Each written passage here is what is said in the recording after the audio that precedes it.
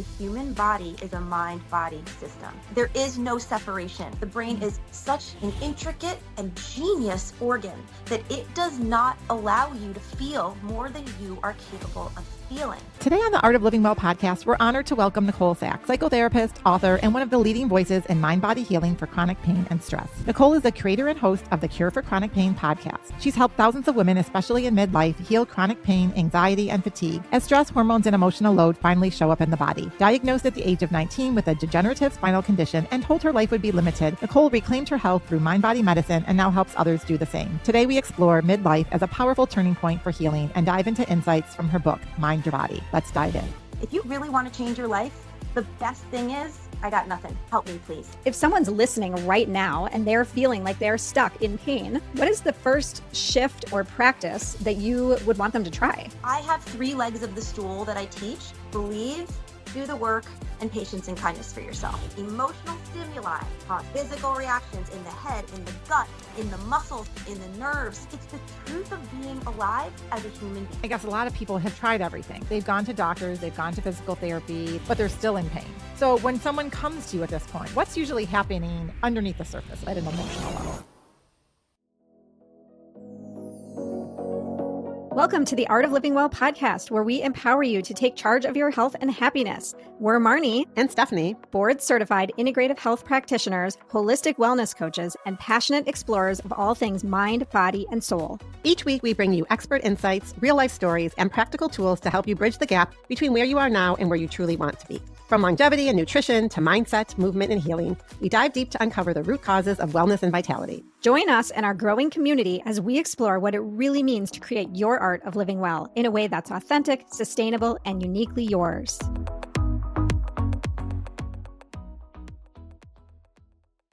Nicole, we are so thrilled to have you here today. Your approach to chronic pain and mind-body healing has helped so many people reclaim their lives. And we know that our listeners will deeply resonate with your message. So thank you for being here. Thank you for having me. I'm very excited.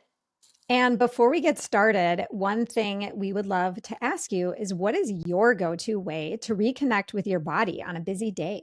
You know, it's funny. I was just thinking about this morning because I used to meditate really every single day. It was almost too much. It was almost like if I didn't meditate, it felt like a failure. And then I fell off of it, probably because I was too extreme, which is my personality.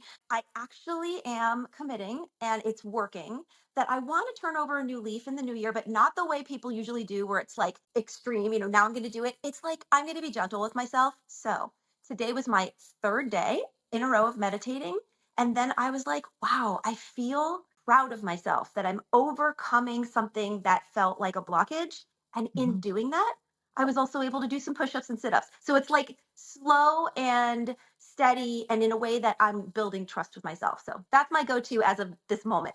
Nice. I love it. And, I think sometimes people think, oh, you're a meditator and you just do it forever. It's nice to kind of hear, oh, even people that meditate on a regular basis fall off the wagon. I've done it myself. So I'm curious, how long are you meditating right now? I know it's only day 3. Well, the thing is, I went through a stage. So I had an experience with a meditation teacher several years ago where I was kind of given a directive. You are too scattered. And if you want to be and do what you want to do in this world, you have to meditate. It was almost felt like a little bit of a threat, but it worked for me. And like I said, I took it to the extreme. So I actually meditated, and I don't remember the exact number, but let's call it like 475 days in a row. Okay. Wow. And so welcome to me. This is how seriously I take things like that. And I really benefited. And then I had a situation where my oldest daughter was admitted to the hospital. She had a terrible infection, and it was very scary. And we were there for 3 days, sleeping on a bench. And it just, I don't know. It was because I missed those 3 days, I became, every other day, and then every other week. And then I really fell off of it, and I noticed the difference in myself. So now that I am recommitting, it's not like I never meditated before, but I was getting into it once a week, once every 2 weeks, and that didn't feel helpful. So what I do, and this is just me, is I just put my little timer on for 20 minutes, and I have a mantra. It's not even Tibetan, there's nothing. It's a sentence that I say. And I sit in silence for 20 minutes, and I do my best to stick with my breath and my mantra. I don't judge myself if I don't. And it always reminds me, slow down. I'm very zippy. I'm very fast. So it helps me slow down. Okay, well, this is good inspiration for me because that's on my New Year habits that I want to reintroduce to my life. So, yeah, thanks for sharing. So, Nicole, you were diagnosed at the age of 19 with a really degenerative spinal condition and told your life would be very limited. So, what changed when you began questioning that diagnosis and exploring more of mind body medicine? What, like, maybe tell us a little bit about that experience for you to kind of set the stage? Yeah. So, I mean, I was really young. I was a freshman in college, and I was told in no uncertain terms that the finding on my MRI and my x rays was so severe that I really had to live very carefully. No more sports, no more travel, no more exercise, really, no more lifting anything over 10 pounds. And the kicker, and I was only 19, was that the likelihood of me having a biological child was slim to none because the weight of the baby would destabilize my back in a way that was really dangerous and it would be a really bad choice. And so, given that kind of extreme message at such a young age, I did two things. One, I definitely made my life much smaller and I lived in a lot of fear. I had a little handicap thing that went on my car so I could drive to my classes, which my friends kind of loved because I could give them a ride. I went to a very hilly school. But the point is that I took it seriously, but maybe it's the beauty of youth. There was part of me that just was still questioning. There was part of me that stayed really curious about what this was really going to mean for me in my life.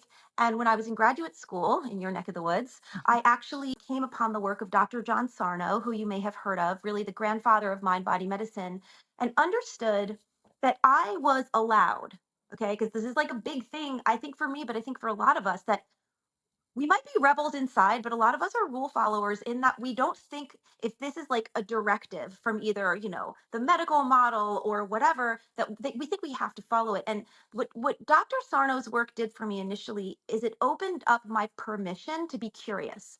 It opened up my permission to look at my life in a way, what I thought was like ironclad or what was prescribed.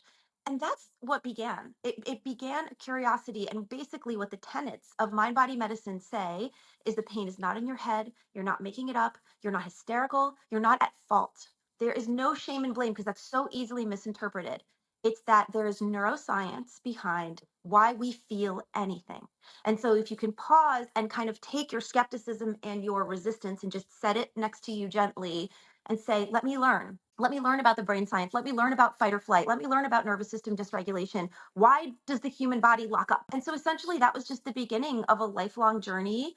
And I had three children. I exercised till the day they were born. Now they're 18, 21, and 23. I am 53. I can run 5 miles barefoot on the beach. Like I have the exact same MRI and I have a life of total freedom. And that's why I'm so passionate because for all these years that I've been in clinical practice and then writing books and my podcast, I serve to use my story as an inspiration and hopefully be that Dr. Sarno for others that he was for me, which is you are allowed to just get curious. You don't have to take something that seems like it is immovable and make it a reality for your life. Hey friends, quick pause to share a brand we truly use every day, Kion. Both Marnie and I start our mornings with Kion's plant-based amino acids before or after workouts for more energy, muscle support, and faster recovery. We genuinely feel the difference. They also have travel packs, which we love, and our favorite flavors are watermelon and mixed berry. Our whole family uses Kion, from creatine on strength days to their mold-free coffee and grass-fed whey protein in smoothies. If you're focused on building lean muscle, longevity, and clean supplements, we highly recommend Kion. So head to getkion.com, that's Kion, and use code ARTOFLIVING for 10% off single products and 20% off subscriptions. We're big fans, and yes, we have it all on subscription, so we never run out. I think what you're saying, so many people can relate to. I'm thinking about my daughter. I have a 22-year-old daughter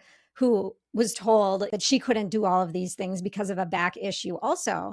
And I don't believe this for a minute. Like, I think that there are things you can do to make that pain go away and to strengthen certain parts of your spine and to open up tight areas and whatever. And she has been working through it. And I wanted to empower her to keep her mind open so as not to like close the door just because of what a doctor told her. So I find this so fascinating. Yeah. I guess a lot of people have been through, like Marnie said, we know this is going to be very relevant to a lot of listeners, but they've tried everything, right? They've gone to doctors, they've gone to physical therapy, they've gone to acupuncturists, even people that are open and already curious and have gone to more holistic or alternative type of practitioners, but they're still in pain. So when someone comes to you at this point where they feel like they've exhausted everything, what's usually happening beyond or underneath the surface, if you will, at an emotional level? Yes. So the one thing that I think is really helpful to clear up for people right at the beginning is that just because we're using the word emotion does not mean that this is new agey or light or woo,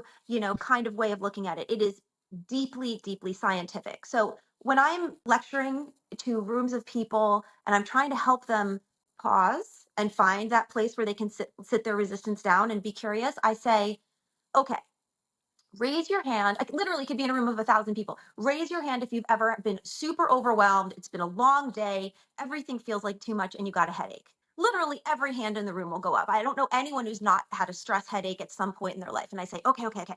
Keep your hand up if you ran to the ER that night for a CT scan of your brain because you thought you had a brain tumor.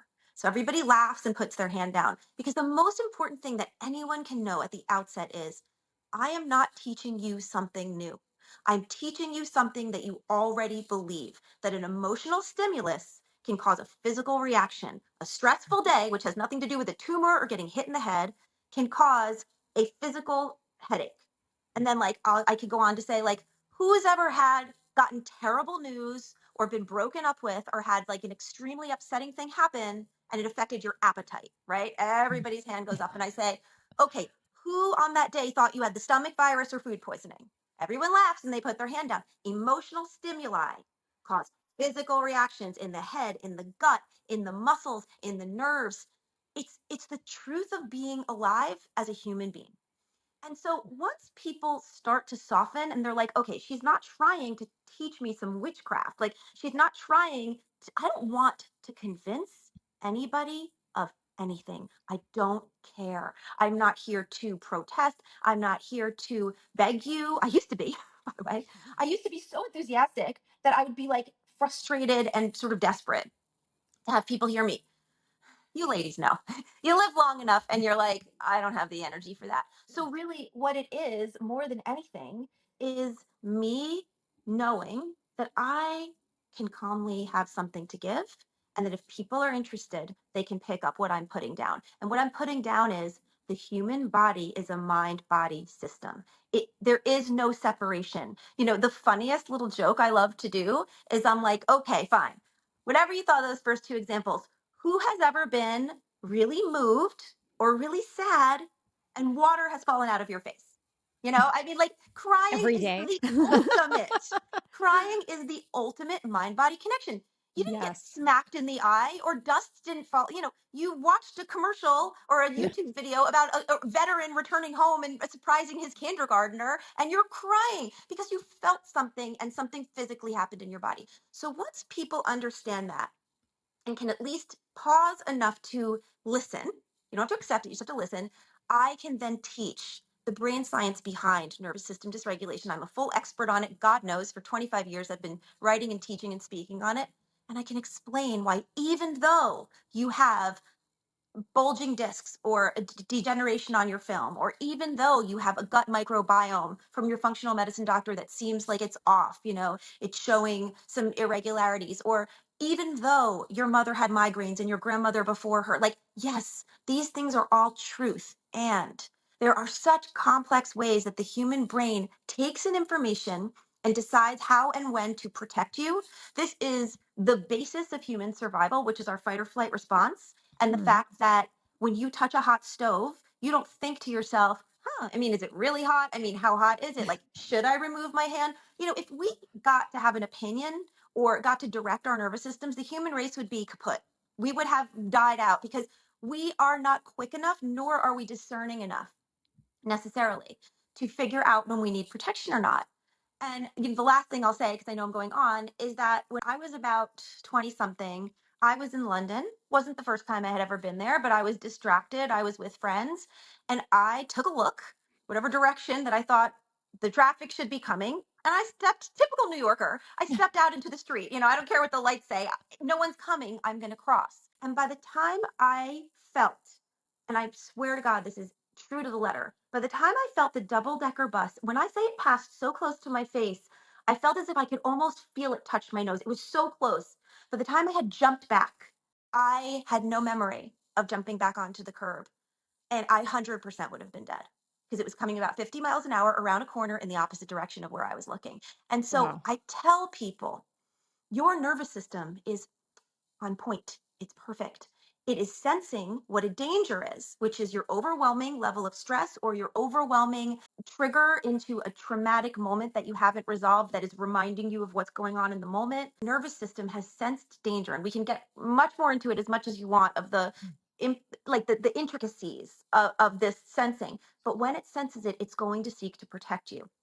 And pain is a protective function of the human body. The reason that something hurts when you cut yourself is because at the dawn of humankind, if you cut yourself and you didn't feel like you needed to attend to that, if you had more important things to do, you could become septic and die. We need to attend to ourselves, and we don't always know when. Pain is the brain and the nervous system's primary way of slowing us down and helping us take care of ourselves, whether that pain be anxiety, panic, OCD, head pain, back pain, neck pain, stomach. I mean, like it's so rampant because it's brilliant, because the nervous system knows that if it picks a place that you're actually going to buy it, believe it, and stop, you're safe. And so I teach people what's going on in their body, and then I help them understand how to reverse it. So this is all so fascinating, and I have so many questions. But what I'm thinking about is people often think, okay, my pain is not in my head, right? It's not emotional, it's all structural. And we're talking about this brain body connection. How can you explain to someone that, like you said, it's all connected in a way where they understand, like in a simple terms?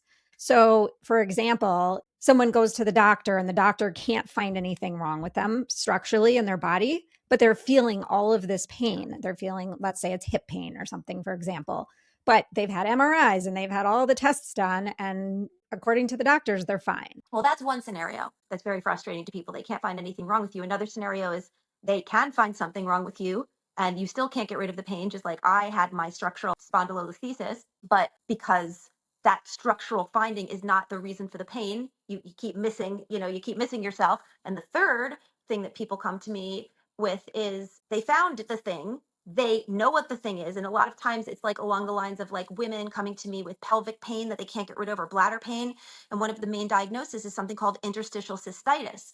And they're like, but I have IC. So the third situation is you're diagnosed with something that you have findings that show that you have, but the doctor's advice is learn to live with it. There's nothing we can do. You've gone through the treatment options. So all three of those things are actually equally tragic to people. But Marnie, I want to respond to something you just said. You said the pain is not in your head, but people are like, no, but my pain is structural, not emotional. So I think that's a really important point for me to double click on. Your pain is not emotional.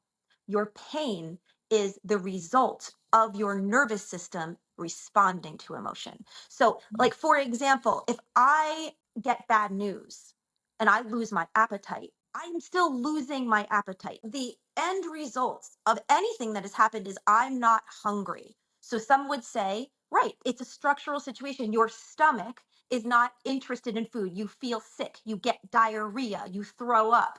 And I would say, yes, those are technically structural situations. If I throw up, that's about as structural as you get. Like my stomach has squeezed and, disgusting. Sorry. But the point is, that is the result. It's not the reason. And if we want to heal anything ever, whether it's emotional, physical, or otherwise, we never can if we don't understand what is causing us to be sick.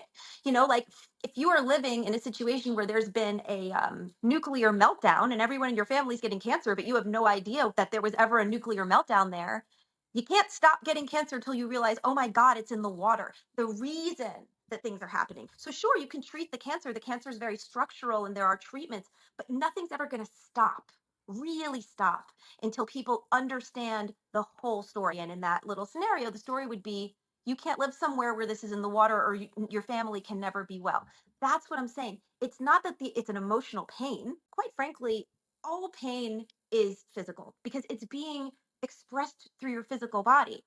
It's even physical when it's emotional, because if you get broken up with and you have a broken heart, even if, forget your appetite, forget anything else, if you're just like, you can't get out of bed, it's still physical, but it's easier for people to understand if it's a breakup. Now, if you've done nothing, if nothing significant has happened in the past however many months or weeks, and you're stricken with the stomach, the head, the shoulder, the back, whatever, we forget.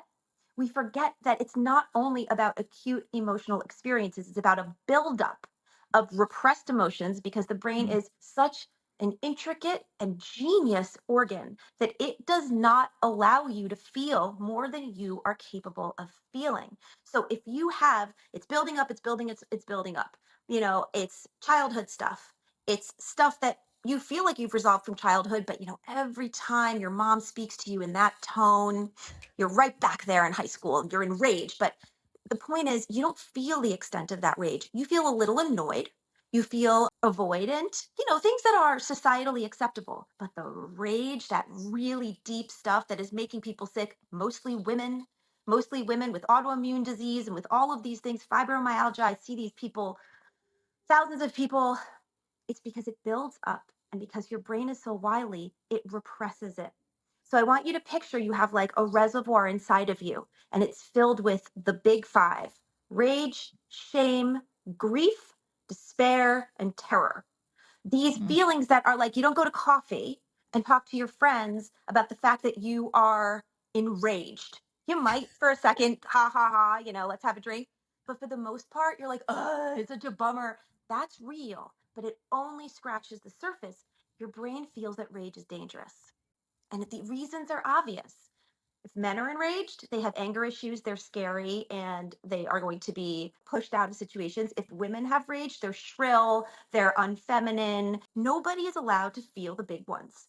And so your brain knows that. Your brain is always scanning society for messages and understanding of for you to thrive. So if these big feelings are not welcome, are not going to cause you to be like, take the research of Brene Brown, of the fact that we are social animals.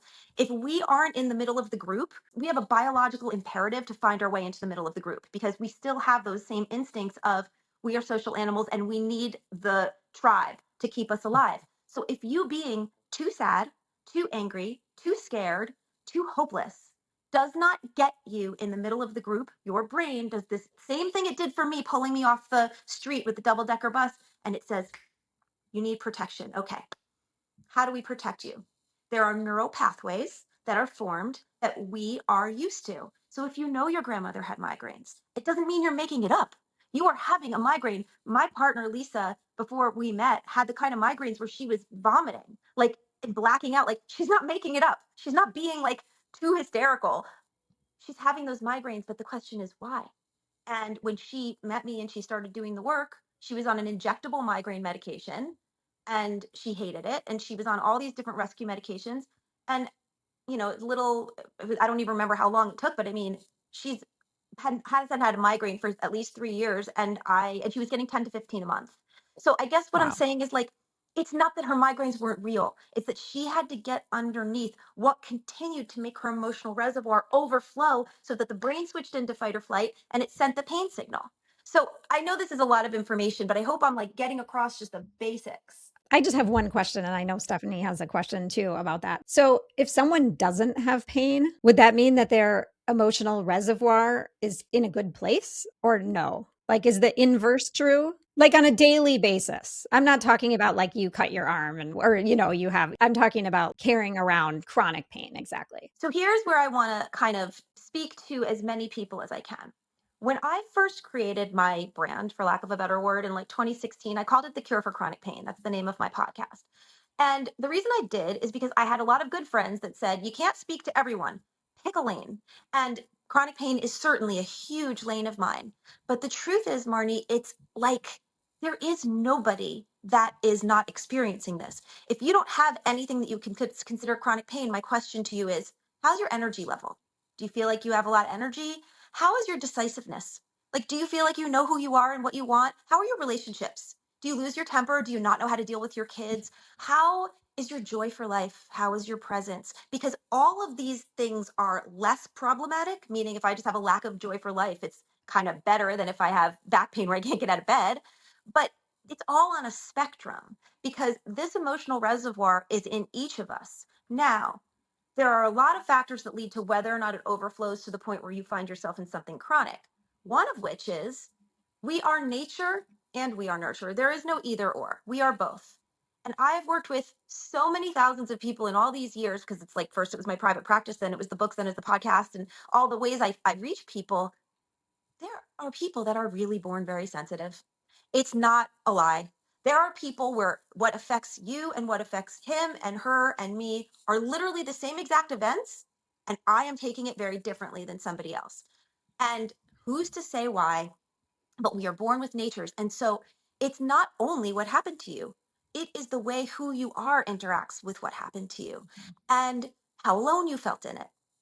That's a page from Gabor Mate. Trauma is not necessarily what happened to you, it's how alone did you feel and what happened to you. So all of these factors are coming into play. But to answer your question, if you are not experiencing anything that you consider problematic in a chronic way, your reservoir is probably in a decent place, and you probably are a person that takes life more in stride, isn't super perfectionistic or critical of yourself. I know people like this who little bit easier than most let things roll off their back. I mean, it's a great way to be. I wish I could be that way. But the point is that it really is true that your health is directly correlated with your ability to manage this level of emotional input. And a lot of it has to do with, and this is where we get into my tools and helping people, are you able to speak your mind?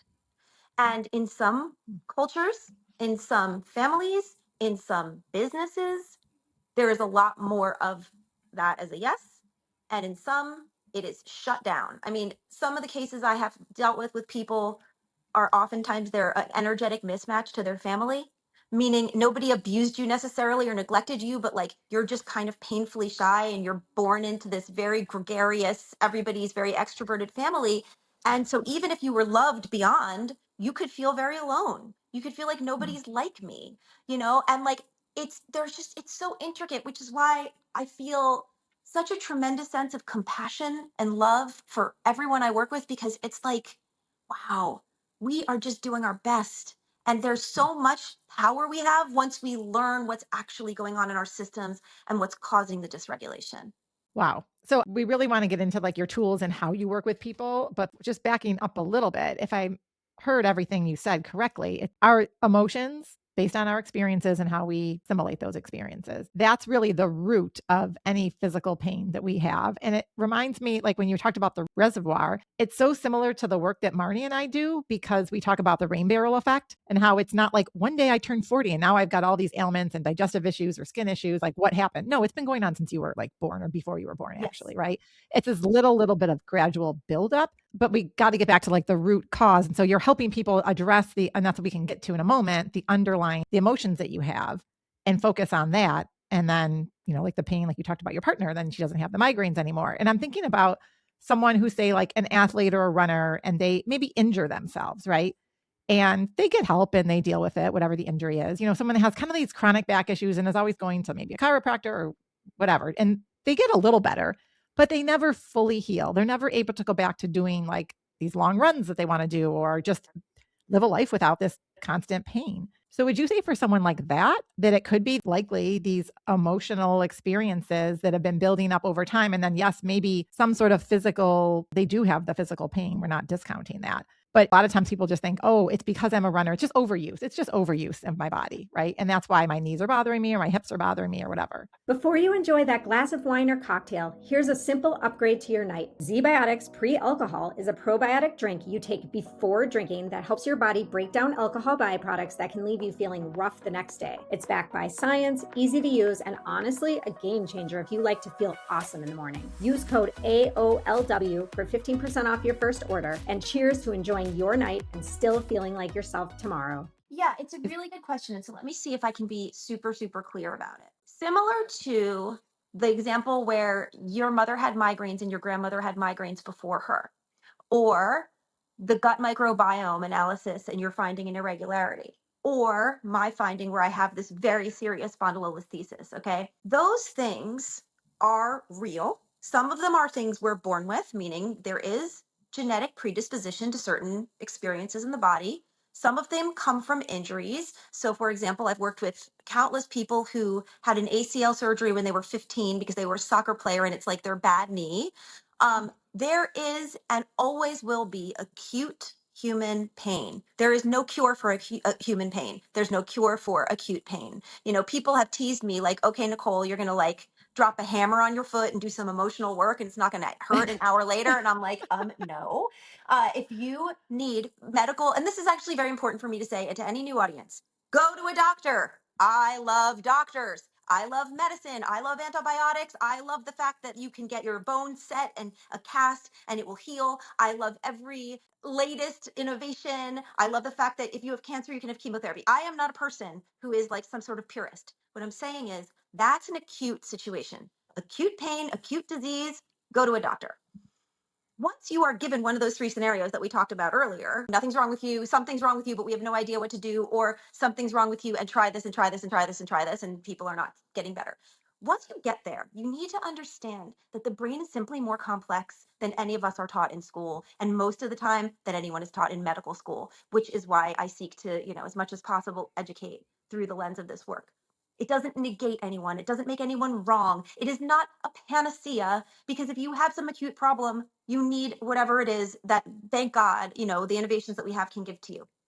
But if you tore your ACL at 14, it should not be hurting you at 40. It shouldn't be hurting you at 14 and a half. There are agreed upon times of healing from the medical community, the place that we always look to, that are actually true. I've worked with a million doctors and they all say, yes, should, right? If you break your femur, which is the biggest bone in your body, and it is set properly and it's in a cast, it should heal by like 6 to 8 weeks or whatever, the latest is. It should not be hurting you in 6 to 8 months. If you get the proper physical therapy, I'm not trying to bypass anything. So I guess what I'm saying is what people need to understand is if you take a moment to understand neuroscience, and one of the things I made sure to do in my book that came out this past year, Mind Your Body, is that I took a whole section of the book to make sure I could explain in layman's terms, from person to person, what is going on in the human brain. When you understand neuroscience and neural pathways, what you will understand is that when we have a pathway that is written for pain, for meaning, for fear, for anxiety, it takes intention to rewrite it. I know we started this conversation about meditation. One of the big bonuses of meditation is it rewrites your neural pathways for presence, for calm, for being centered. This is the same. So when you understand what's going on with you, you'll know that, sure, you did injure your knee and it did really require the surgery or whatever. But once it healed physically, when that emotional reservoir is overflowing, the brain does not want to work harder than it needs to. So when it scans the landscape of you and tries to figure out how to protect you with pain, to slow you down, to make sure that you're going to take care of yourself, it is going to pick the path of least resistance. And if you already have become understanding of the fact that you are a person with a bad knee, and I know this sounds like it's kind of elementary, but it's actually kind of brilliant in its simplicity, the pain signals will first go there. Now, let's say you've been doing my work and you've been doing this emotional work and you're getting your reservoir down and you understand the neuroscience. If you don't put more fear in that direction, if you don't put more meaning in that direction and pre-grieve and perseverate, that pain is going to move. It may initially, this is something in my work called the symptom imperative, it may move to another part of your body because the brain thinks that the pain is helping you. And so because of that, it may choose another place to protect you. So maybe, your knee for some strange reason doesn't hurt anymore. Wow. Phew, that's great. For some reason, I'm getting these freaking migraines, In a million years, if you didn't hear a conversation like this, you would never think that something hurts here that could be the same thing that hurts here. So now you lose 3 years down the path of migraine specialists and Botox and elimination diets. This is what I find when I find people. But when they understand without resistance and without feeling insulted, that they can go to the source and understand the beauty of the mind-body connection, they can do the work to lower the reservoir and the pain signals stop firing, because the pain signals are a result of a need for protection, which you don't need if the reservoir isn't overflowing. I feel like I know so many people that could use your services, first of all. And I mean, I feel like I can think of a multitude of people that have pain in one place and then they think they kind of solve it and it goes somewhere else, and exactly what you just described.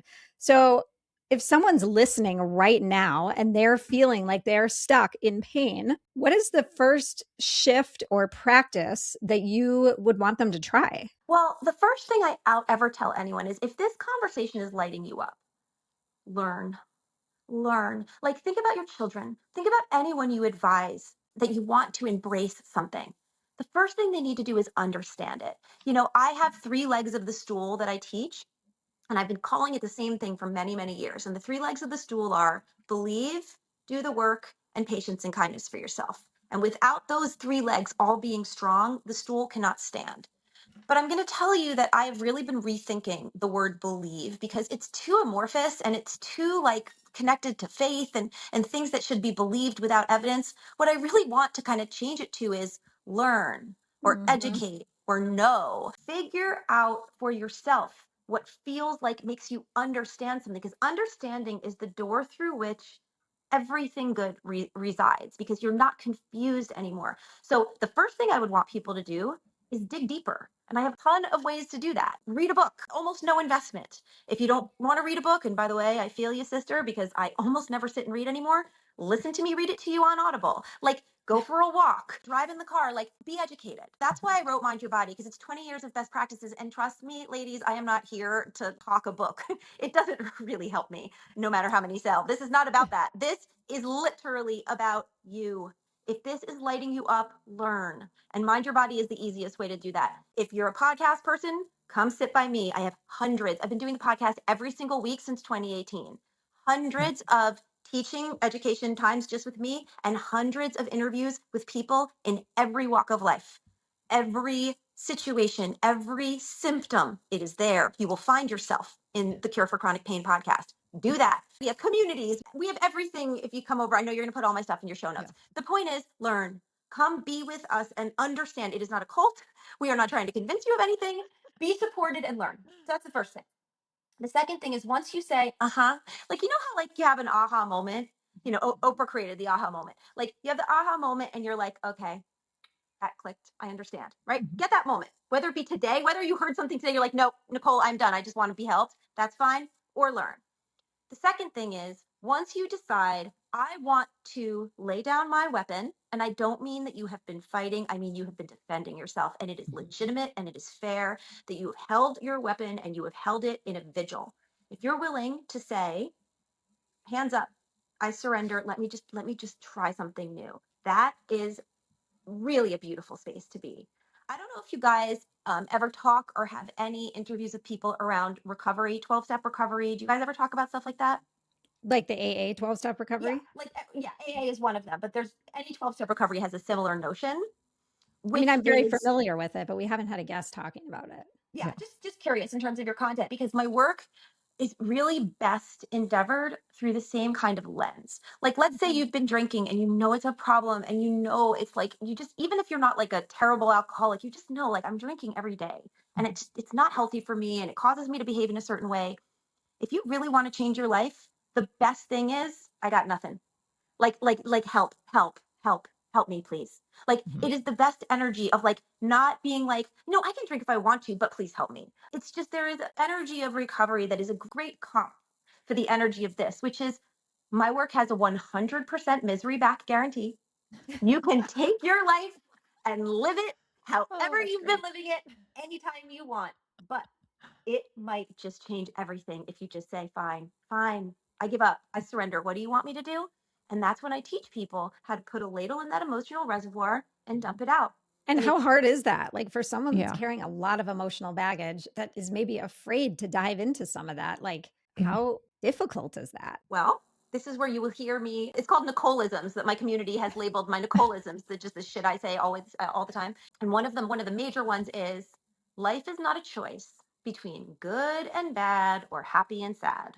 Life in almost every situation is a choice between what hurts and what hurts worse.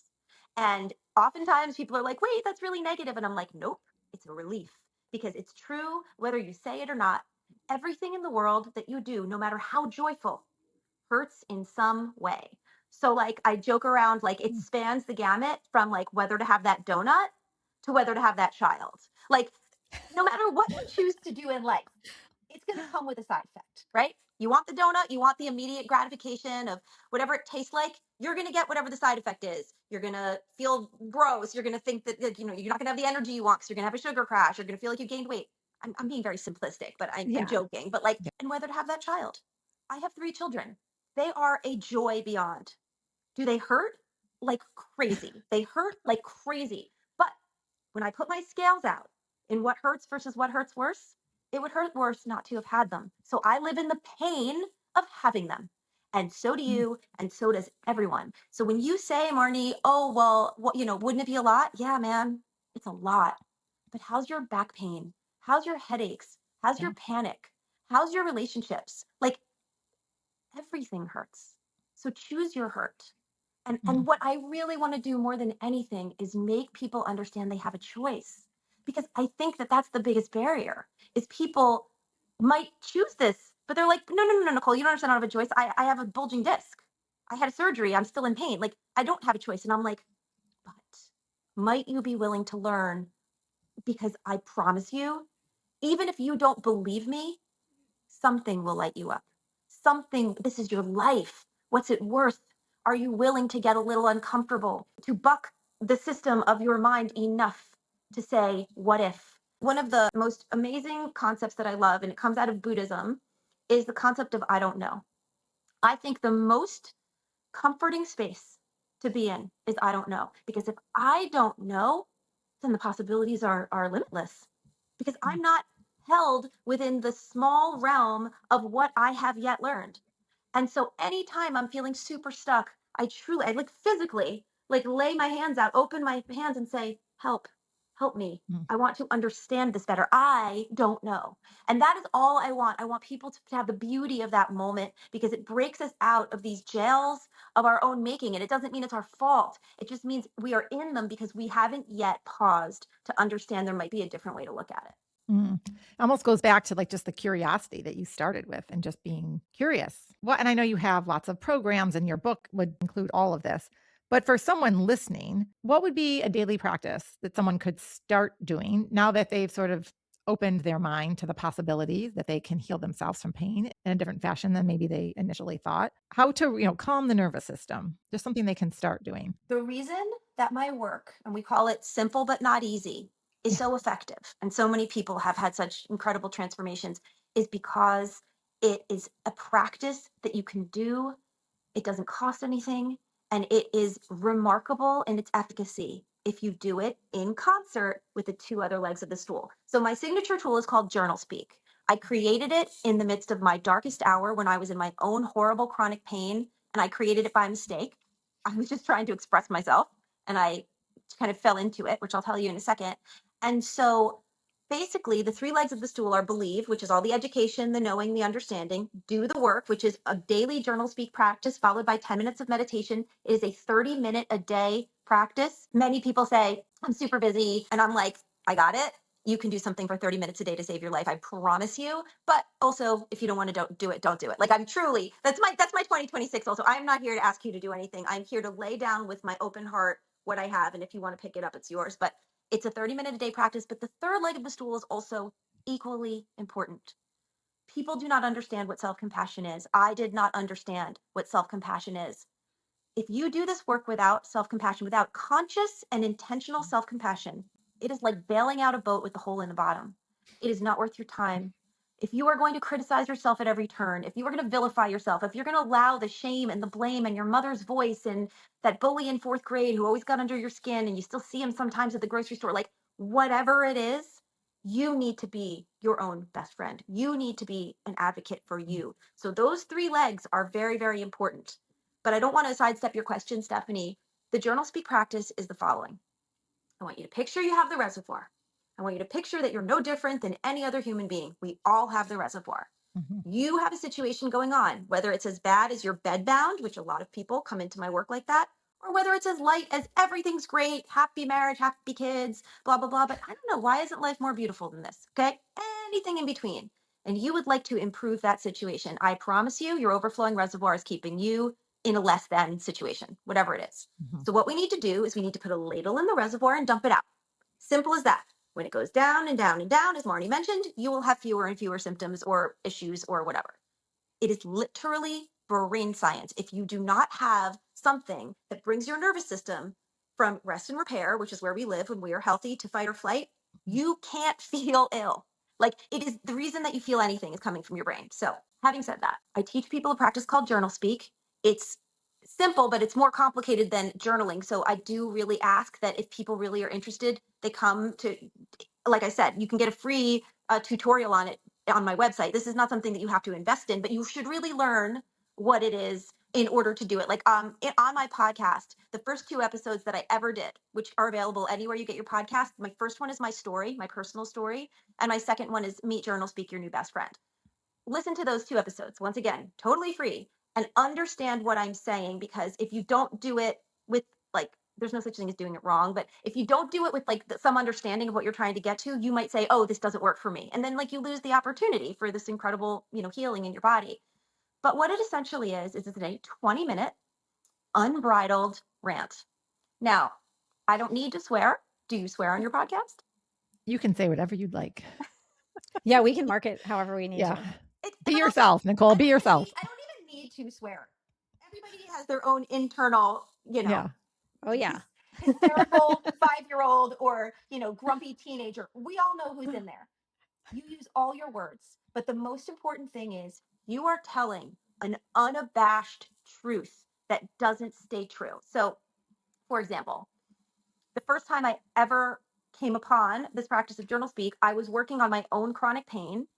It's a long story, so I'm not going to tell the whole thing. But like I said, go to episode 1 of the Cure for Chronic Pain podcast. You'll hear the whole thing. But I was in sort of like what we would call like a relapse. Like I had 2 of the 3 of my children, and I thought that I was fine after reading the Sarno book. But I had a very terrible, terrible relapse of chronic back pain that led to like a year of being in quite a bit of despair. And so when I went to see Dr. Sarno in person, he told me, you need to get these feelings out. You need to lower your reservoir. You should journal. And I was like, all right, buddy, I'm like, I can't lift my children. You're going to tell me to journal? Like, I was very dismissive. So anyone who's hearing this, I got you. And he said, it's just, he was like a doctor. He's a medical doctor. He's my mentor and I love him like no other. I mean, he passed away many years ago. But the point is, he didn't really know how to explain it. And he used to say, when we used to lecture together at NYU, he would literally, I was so young, he used to like shove me in front of him and be like, Nicole, you explain it. First of all, because I'm a therapist, but second of all, there's like a relatable way to understand yourself that he didn't really know how to explain it to me. So he just said, you should journal. So I'm home and I'm journaling about motherhood. And I remember I'm playing my tapes, I'm really tired and I have 2 babies. I gave birth, they were 22 months apart. So it was like a lot quicker than I expected. So I had 2 babies in cribs, 2 babies in diapers. I was very overwhelmed. I'm having this terrible back pain. And I was writing all my stuff. I'm tired. And, my husband at the time, he worked all the time and I felt really alone. I'm writing it. And I literally had what I can only call is like a spiritual awakening. It truly felt like a voice had entered into my consciousness and it said, you're lying. And I was like, I'm not lying. What are you talking about? Like, I am tired and these are the ages of the children. And I just understood there's something in there. And this, if I'm to believe the brain science, if I'm to believe the concepts behind mind body medicine, that there's some big shit in there that I am not getting to, it's not going to be because I'm really tired. Like, yes, I'm tired, but like, I surrendered.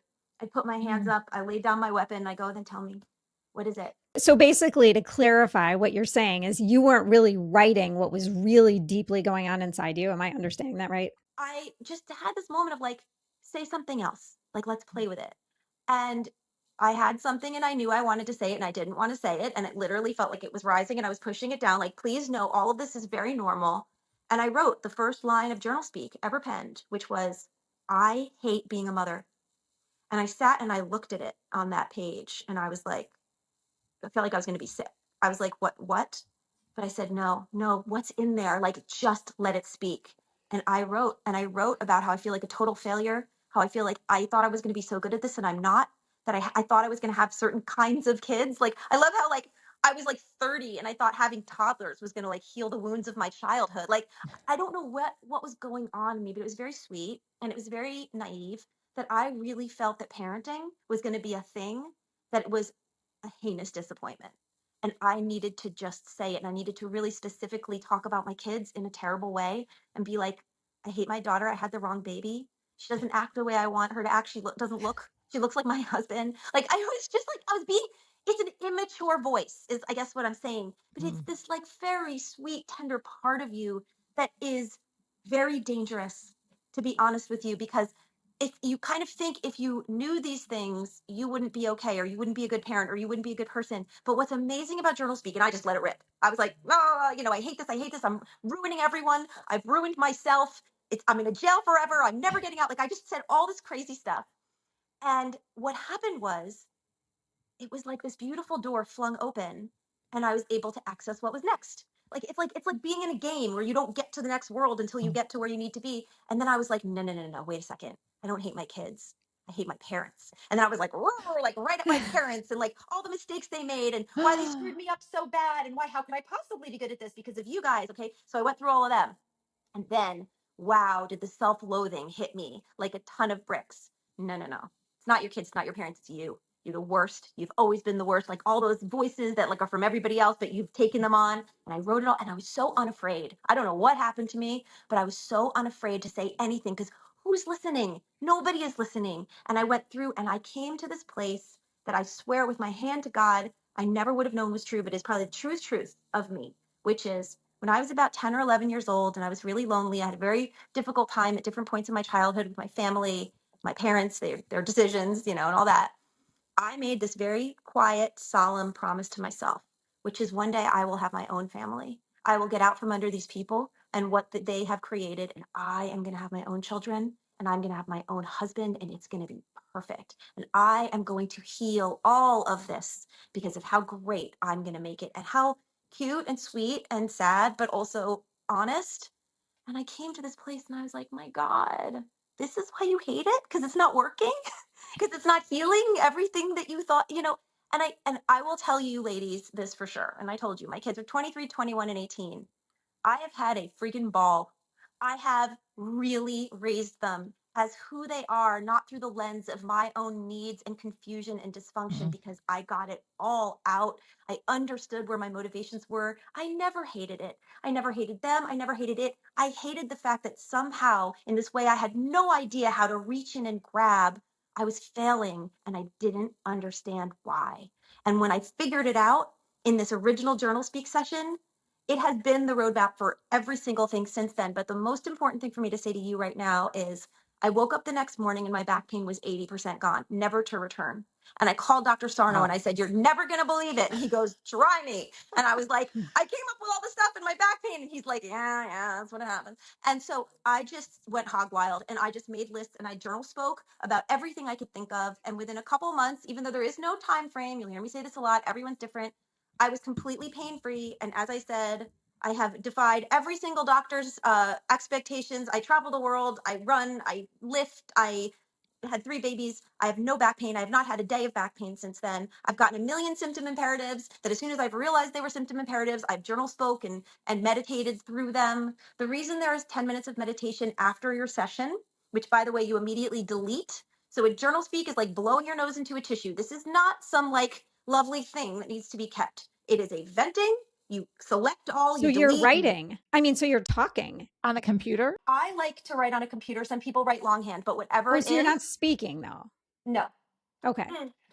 I'll just answer a frequently asked question because a lot of people ask this. What if I have carpal tunnel? What if I have arthritis in my finger? Whatever. Like, if you're dealing with something where it's in the hands or the wrists and you can only speak, it's not my favorite because slowing down enough to write in some way does make space for epiphany in a way Okay. that speaking doesn't. But if it's a must, you just turn on your voice recorder on your phone and you speak slowly and mindfully, almost as slowly as you would write. It's not terrible, but the writing is so amazing. It's so revelatory to just be in the space. Nobody ever reads it. You don't read it. So you're deleting it right after you write it. Right after you write it I because love that. the work has been Wow. done. Your nervous system is simply desperate to understand that you can feel these feelings and it's not dangerous. So if you write, like I've worked with people who have ailing parents and they're caregivers and they're like, "Oh no, it's good. I mean, I'm a little tired, but my mom was so good to me." And what they really need to write is, "I wish she would die. I wish she would die. I can't do this." Now, does she really? This is an actual situation. She had Yeah. terrible pelvic pain, bedbound, nearly 10 out of 10 pelvic pain, bladder issues, whatever. She came to me. We started talking. I realized she was a caregiver. She's like hobbling around trying to help her mother. And she like was able to do it. And I said, how do you feel? And she goes, I feel free. I don't want her to die. I love her. I'm so conflicted. But I'm so tired. I don't want to do this for one more day. It's like you're talking like a toddler. You're talking like, Yeah. no, I'm not going to do it. Good. It's in there.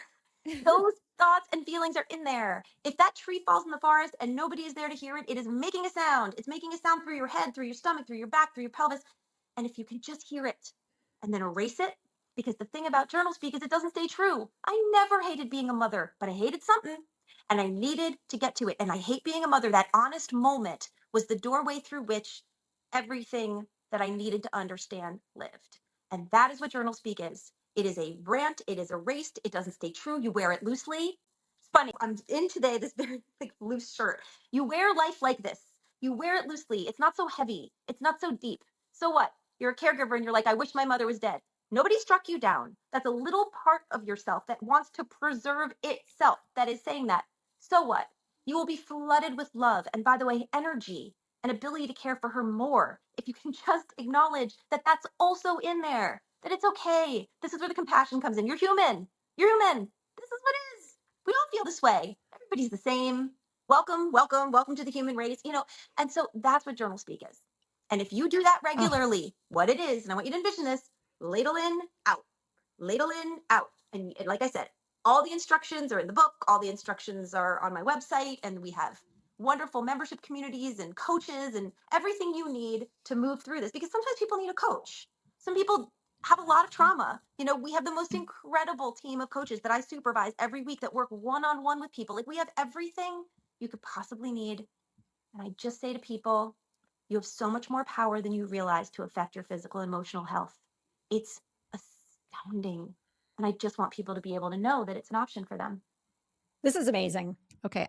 This is amazing. I want to do that. I am going Me to do too. this because I've gotten out of the habit of journaling, and I know like I don't have any physical pain, but something you said earlier. So for people out there that don't have physical pain, but you talked about relationships and like your energy and other aspects that you just sort of chalk up to be the stage of my life Right. or other reasons, right?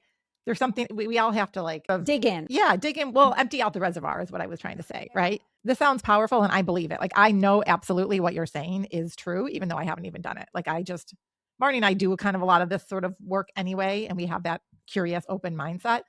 But I'm excited. I'm should excited be. to dive in and see what And happens. the thing is, if you don't need, like, I really beg people not to have outcome dependence. There's nothing more freeing than just saying, screw it, let's see what goes. Like, let's see where I Yeah. am. Let me have this envision of going down. Let me picture my symptoms and know that, like, I'm not married to them for the rest of my life. I can let them go whenever I'm ready, and then not be offended and not think, oh, she's saying the pain is in your head. Like, leave all of that at the door. It's not what I'm saying. Even if you don't feel like reading a book and really understanding it, if you can leave your resistance at the door and just try it, you will see what your body becomes your proof. Well, and I do brain dumps quite often, which is similar, right? Except that I keep all my writing in journals and I go back and read it. So I love the idea of deleting it because I feel like you are fully out there. You're just letting it all out. Because I feel like even in my writing, I'll let a lot out, but maybe I'm not letting it all out. And you also have to realize a lot of times journal speak can be eloquent and it can be poetic, but a lot of times the most powerful journal speaks, especially when you have symptoms, are like you would never want to read it again. Not even because of what it says, because it's like I said, it's like blowing your nose in a tissue. Like, there are times where back in COVID, okay, COVID, you're living with all of your children. My children were like middle school and high schoolers, like super fun living with them under the roof where they can't do anything. And I remember I would go up in my room and I would close the door and I would eviscerate them. Like, I would rather never see you again. Everybody move out, like whatever, like personally take them down to the ground. And I would delete. I love to type. I don't have paper ripping up. If you're a paper ripper upper, rip out. And I remember I would go down into the kitchen and I would see my son and he would walk in. And I would like all but have to keep myself from running across the room and throwing my arms around him with so much love, because I had gotten all that stupid garbage out that really isn't about him. It's about me anyway. And I just love him. He's my baby. I love him so much. And you don't have access to the extent of your love, your joy, or your presence when it's holding space with this other sludge it's unmet needs from when you were 8. Like, it's so old and it can be done with so Right. much compassion. Yes. Well, Nicole, I just feel like we just touched the surface of all this and we're going to need to start wrapping up. I don't know. You may need to come back on once Marnie and I have been through this. I am happy to come back on. I have to jump to my next meeting, but I'm Yeah. happy to come back on. Well, so really fast, where's the best way for listeners to connect with you? I know you have a free month program, Heal with Nicole. Yes. And so the Heal with Nicole community is the only way to work with me directly. Like people are always, I was in private practice for 18 years. So I understand that people contact me and they're like, can we work together? If you want one-on-one, we have a coaching program. If you want to work with me in a group setting where we do like, I think 2 or 3 Zooms, we definitely do 2, but sometimes we do 3 Zooms a month. That's called Heal with Nicole. It's a monthly membership. And so you not only get me, but you get this community of people where you're like, being with people who are doing this work and having the same feelings and the same, like you feel relating to the group. So it's an amazing thing. We've been doing it for about 3 years. And yes, and so for your listeners, I'm going to offer the first free month. And it's an amazing way to participate and to see if it works for you. So that you're going to put the link in your show notes. And my website is NicoleSachs.com. So everything that you need is at NicoleSachs.com. It links to my book. It links to my membership communities. It links to coaching. You can go to my Instagram at Nicole Sachs, LCSW. I'm always putting new content out there and on YouTube. On YouTube and my podcast, the title is The Cure for Chronic Pain with Nicole Sachs, LCSW. So you can find that. Like I said, there is so much free content. There is so much way for you to invest in it and be part of communities. But whatever it is, the most important thing I ever want people to know is this is your life. Isn't it worth it to just be a little curious? Because it certainly has created mine. Beautiful. Okay. So one final question that we would love to ask you is, what does the art of living well mean to you? The art of living well means that I have choices and I can be present and I can be in the moment with whatever I'm doing. So I think a lot of that stuff is taken from us when we are caught up in this emotional space where we don't understand what we're repressing, or if we're caught up in the resentments and the decisions we make about other people and relationships. And that's why I love all of this JournalSpeak and all of this practice and meditation, because it clears. I feel like it creates a clear mirror. It feels like life is as a metaphor, it's like you're looking through the window at your life and like you can see all the beauty of it, but without the JournalSpeak, the meditation, and with the pain, it's like there's films and films and films on that window and you're left alone where you can't see out. So to me, the art of living well is to be able to see. I want to see my children. I want to see my partner. I want to see my ambition and the difference I'm making in my work. I want to see myself. I want to see the goodness in me. And all of that stuff can easily be obscured by all the things we've talked about. So to me, the art of living well is to live in alignment with myself and my decisions. And I do that by clearing away the static. Wow. That's beautiful. Great metaphor. Loved this conversation. I think it's beneficial to literally everyone. So really excited about it. And I think Stephanie and I are both Thanks for so having excited to me. dive in and experience what you have to offer. Yeah. Amazing. Yeah. Well, thank you so much, Nicole. Have a wonderful day. Thank Bye. you. Bye-bye. Until next time. Thank you for tuning in to the Art of Living Well podcast. If today's episode inspired you, please subscribe, share, and leave us a review. It helps more people discover our show. And if you're ready to take your health and happiness to the next level, we would love to support you. Whether it's through our transformative group programs, personalized coaching, or functional medicine lab testing, we help uncover the root causes of your health challenges and unlock your vitality. Visit www.theartoflivingwell.us to learn more and book a free discovery call. Until next time, keep creating your art of living well.